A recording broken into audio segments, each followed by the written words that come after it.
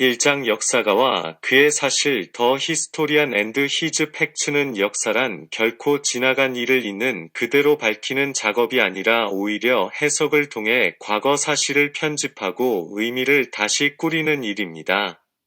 2. H.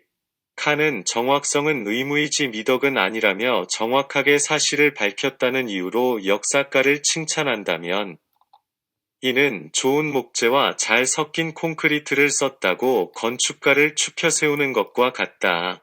건축가의 진짜 능력은 집을 짓는 데서 드러난다. 사학자도 마찬가지다. 역사의 의미와 가치를 제대로 살려낼 때 역사가의 능력을 빛을 발한다라고 말했습니다. 이 장에서 이 H. 칸은 영국의 정치학자 마이클 오크쇼트의 말을 인용하며 우리가 간과하고 있는 부분에 대한 몇 가지 진리를 말하고 있습니다.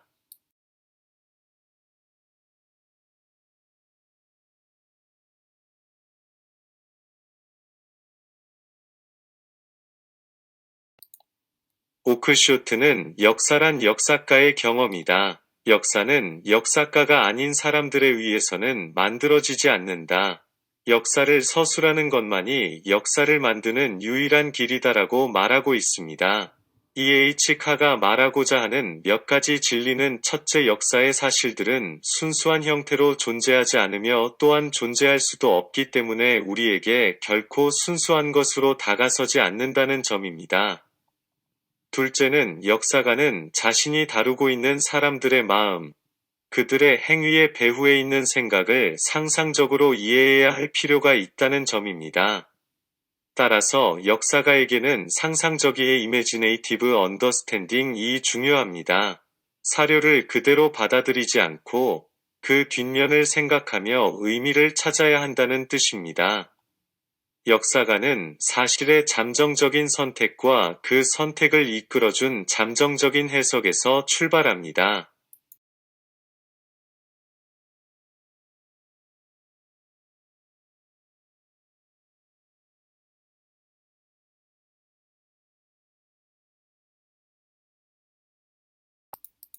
역사가가 연구하는 동안 사실의 해석 그리고 사실의 선택 및 정돈 그 두 가지는 이러저러한 상호작용을 통해서 미묘한 그리고 아마도 얼마간 의식되지 못하는 변화들을 겪습니다.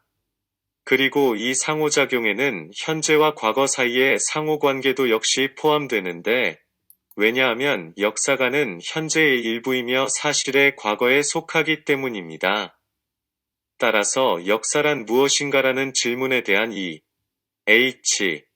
카의 대답은 역사란 역사가와 그의 사실들의 지속적인 상호작용의 과정, 현재와 과거의 끊임없는 대화 A continuous process of interaction between the historian and his facts, an unending dialogue between the present and past라고 말하고 있습니다.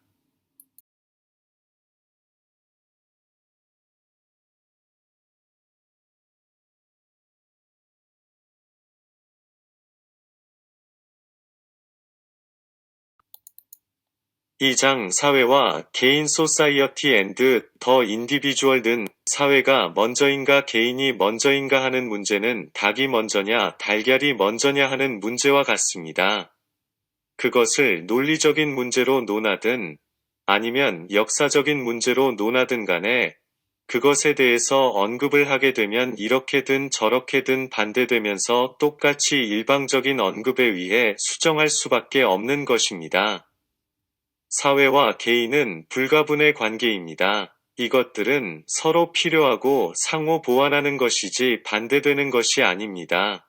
영국의 시인 존 던은 어느 누구도 그 자체만으로 전체를 이루는 섬이 아니다고 말하고 있는데 이것은 진리의 일면이라고 E.H. 칸은 말합니다.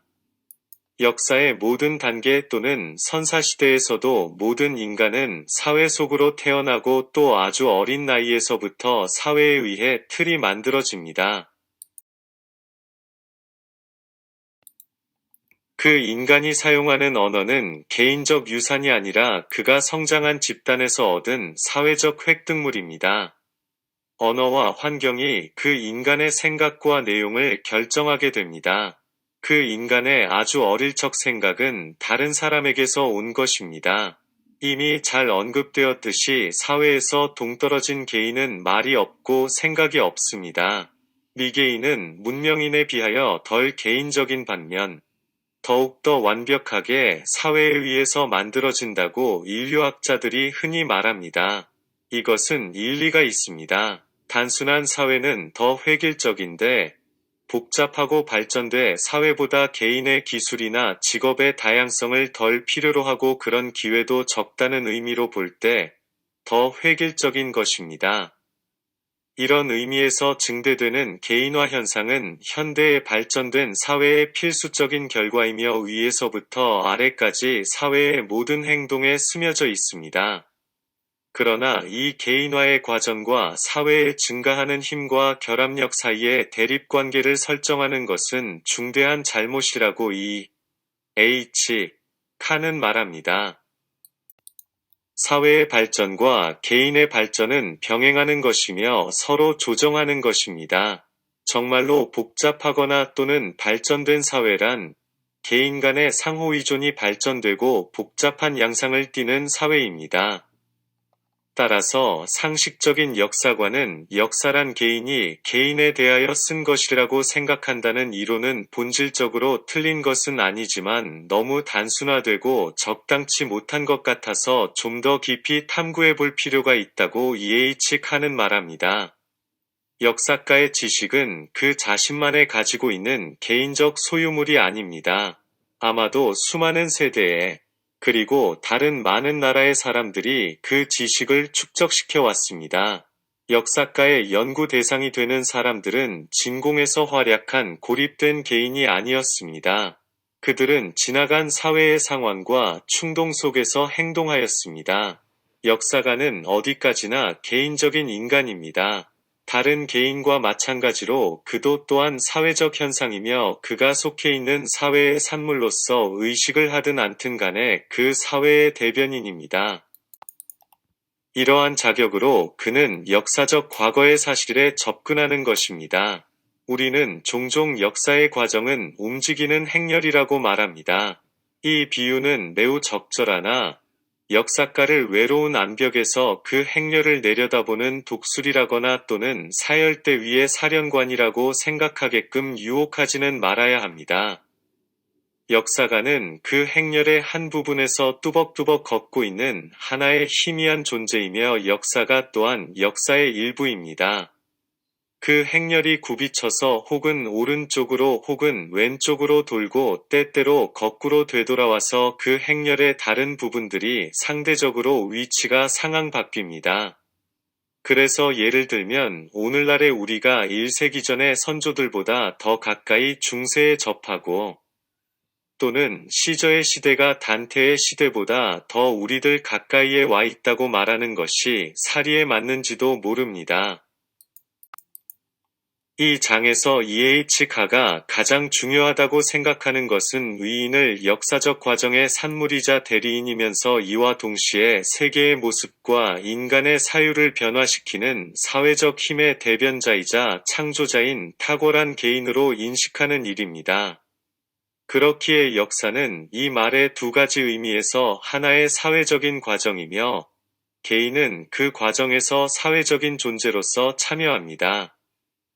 역사가와 그의 사실 사이의 상호작용의 과정, 즉 과거와 현재의 대화는 추상적이고 고립적인 개인들 사이의 대화가 아니라 오늘의 사회와 어제의 사회의 대화입니다. 과거는 현재에 비추어질 때에만 이해될 수 있습니다. 또한 현재도 과거에 비추어질 때에만 완전히 이해될 수 있습니다. 인간이 과거의 사회를 이해할 수 있도록 해주는 것, 그리고 현재의 사회에 대한 인간의 지배력을 증대시키는 것, 이것이 역사의 이중적인 기능이라고 말하고 있습니다.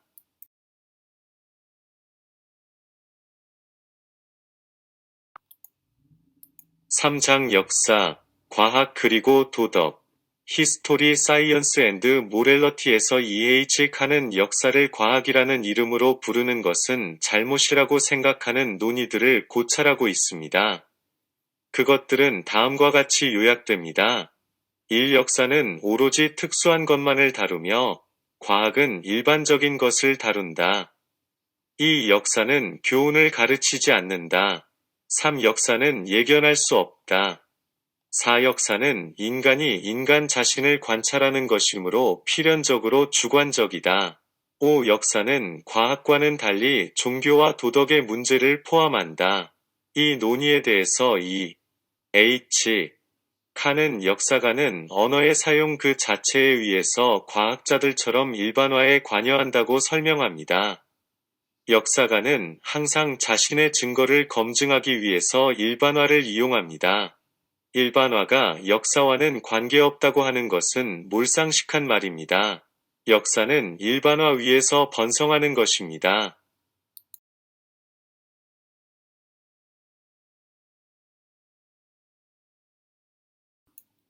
영국의 역사가 제프리 엘튼 경이 케임브리지 근대사 심판의 어느 한 권에서 산뜻하게 지적하듯이 역사가를 역사적 사실의 수집가와 구별해주는 것은 일반화입니다. E.H. 칸은 자연과학자를 박물학자가 표본 수집가와 구별해주는 것도 바로 그 일반화라도 덧붙여도 좋았을 것입니다. 역사는 특수한 것과 일반적인 것의 관계를 다룹니다. 역사가라면 사실과 해석을 분리시킬 수 없듯이 그 두 가지를 분리시키거나 어느 하나를 다른 하나보다 우월한 것으로 취급할 수는 없습니다. 역사가에게 있어서 일반화의 진정한 핵심은 우리가 그것을 통해서 역사로부터 가르침을 얻고자 한다는 것, 즉 어떤 일련의 사건들에서 이끌어낸 교훈을 다른 일련의 사건들에 적용하고자 하는 것에 있습니다. 예를 들어 유럽의 지도를 다시 만들 때 민족 자결의 원칙을 무시하는 것은 위험하다는 교훈이었습니다.